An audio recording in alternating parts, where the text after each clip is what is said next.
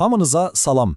Gəlin bugün bir anlıq coğrafiya müəllimi olaq və Azərbaycanın təbii simasına, onun fiziki coğrafi rayonlarına birlikdə bir səyahət edək. Görək bu torpaqlar bizə nələr danışacaq. Baxın, bu xəritəyə diqqətlə baxanda əslində rənglərdən daha çox şey görürük. Bu, Azərbaycan təbiətinin zənginliyinin, müxtəlifliyinin canlı bir portretidir. Düşünün, bir yanda sərt, əzəmətli dağlar, o biri yanda Xəzərin sahilində uzanan dümdüz ovalıqlar, yarım səhralar. Doğrudan da insanı heyrətə gətirir ki, bu qədər kiçik bir ərazidə bu qədər fərqli təbiət necə sığışıb. Yaxşı, bəs bütün bu rəngarəngliyin arxasında hansısa bir məntiq, bir sistem varmı? Coğrafiyaçılar təbiətin bu mürəkkəb tablosunu anlamaq üçün xüsusi bir alətdən istifadə edirlər. Gəlin görək bu nədir? Və bu alətin adı rayonlaşdırmadır. Məhz bu üsul bizə coğrafiyanı daha dərindən anlamağa kömək edir. Fiziki coğrafi rayonlaşdırma nə deməkdir? Çox sadə dildə desək, bu əraziləri sırf təbii xüsusiyyətlərinə görə qruplara ayırmaqdır. Yəni, biz burada insanların çəkdiyi sərhədləri unuduruq.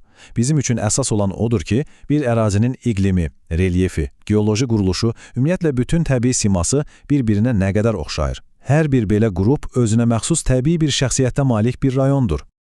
Bu prinsipə əsasən Azərbaycanı ümumilikdə 5 böyük təbii vilayətə bölmək olar.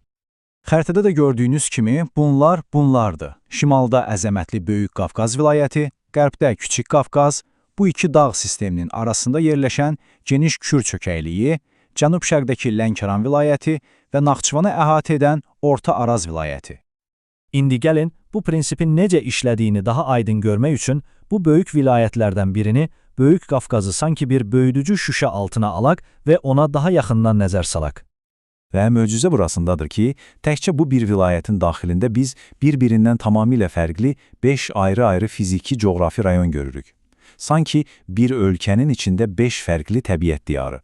Gəlin indi bu diyarları bir-bir gəzək. Səyahətimiz başlayır. Böyük Qafqazın 5 fərqli siması ilə tanış olaq. Və ilk dayanacağımız xəritənin şimal-şərqində Xəzərin sahilində uzanan Samur Dəvəçi ovalığıdır.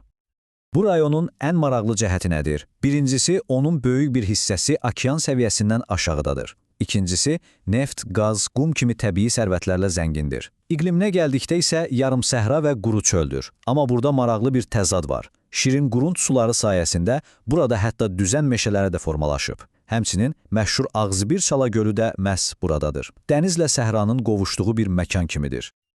İndi təsəvvür edin, Samur Dəvəçi ovalığından cəmi bir neçə addım qərbə gedirik və tamamilə fərqli bir aləmə düşürük.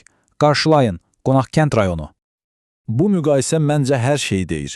Bir tərəfdə okean səviyyəsindən aşağıda olan sahil düzənliyi, digər tərəfdə isə zirvələri 4000 metri keçən uca dağlar. Bir yanda yarım səhra, o biri yanda dağ tundra iqlimi. Bu, fiziki coğrafi rayonlaşdırmanın nə qədər kəskin fərqləri ortaya qoyduğunun ən yaxşı nümunəsidir. 4243 metr. Bu, Qonaqkənd rayonundakı möhtəşəm Şahdağ zirvəsinin hündürlüyüdür. Bu hündürlük o deməkdir ki, burada artıq daimi buzlaqlar var. Qədim buzlaşmanın izləri, yəni morenlər və sirklər bu dağların relyefini bəziyir. Səyahətimizi davam etdiririk və bu dəfə Böyük Qafqazın cənub yamazlarına enirik. Bura Zaqatala Lahıc fiziki coğrafi rayonudur. Buranın vizit kartı nədir? Yağışlar. Bütün vilayətdə ən çox yağıntı məhz bura düşür. Bəzən ildə 1600 mm çatır. Təbii ki, bu qədər yağıntı sıx, zəngin meşələrin yaranmasına səbəb olub. Amma medalın digər üzü də var. Bu yağıntılar güclü sel və daşqın təhlükəsi yaradır. Və bu dağların qoyunu həm də qiymətli polimetal filizlərlə, məsələn filizçay və katixçay yataqları ilə zəngindir. İndi isə istiqamətimizi biraz cənub-şərqə dəyişirik və Şamaxı rayonuna, yəni Dağlıq Şirvana gəlib çatırıq. Şamaxı dedikdə təəssüf ki, ilk ağla gələn amillərdən biri də zəlzələlərdir. Gördüyünüz bu 8-9 rəqəmi, bu ərazinin seismik aktivliyinin göstəricisidir. Bəli, bura Azərbaycanın ən fəal zəlzələ ocaqlarından biridir və bu, ərazinin təbiətinə və hətta insanların həyat tərzinə öz təsirini göstərir. Və Böyük Qafqaz vilayətindəki səyahətimizin sonuncu, amma bəlkə də ən qəribə məntəqəsi Qobustan-Abşeron rayonudur. Bura, sözün əsl mənasında təzadlar və ifratlar diyarıdır. Bir tərəfdən, bütün respublikada ən az yağıntı, cəmi 150 mm bura düşür. Buna görə də landşaftı quraq, bitki örtüyü çox seyrəkdir. Digər tərəfdən, bura yüzlərlə palçıq vulkanının vətənidir. Dünyada bu qədər vulkanın bir yerdə olduğu başqa yer yoxdur. Əlbəttə zəngin neft-qaz yataqlarını da unutmaq olmaz. Lakin bu da torpaqların çirklənməsi kimi bir problem yaradır. Və bir də məşhur küləklər, Xəzri və Gilavar da bu rayonun ayrılmaz bir parçasıdır. İndi gəlin bütün bu səyahətimizə bu cədvəllə yekun vuraq. Baxın necə də aydın görünür. Yan-yana yerləşən 5 rayon, amma hər biri tamamilə başqa bir dünya. Samur dəvəçinin düzənliyi və neft qazı, Qonaqkəndin yüksək dağları və mineral suları, Zaqatala Lahizin bol yağıntısı və filizləri, Şamaxının yaylaları və yanar şistləri və nəhayət Qobustan-Abşeronun quraqlığı və palçıq vulkanları. Bax, fiziki coğrafi rayonlaşdırma məhz budur. Təbiətin özünün çəkdiyi sərhədləri və yaratdığı bu inanılmaz müxtəlifliyi anlamaq. Yaxşı, bütün bunları öyrəndik. Bəs bu biliklərin bizim üçün, yəni təbiətlə insan arasındakı münasibətlər üçün nə kimi bir əhəmiyyəti var?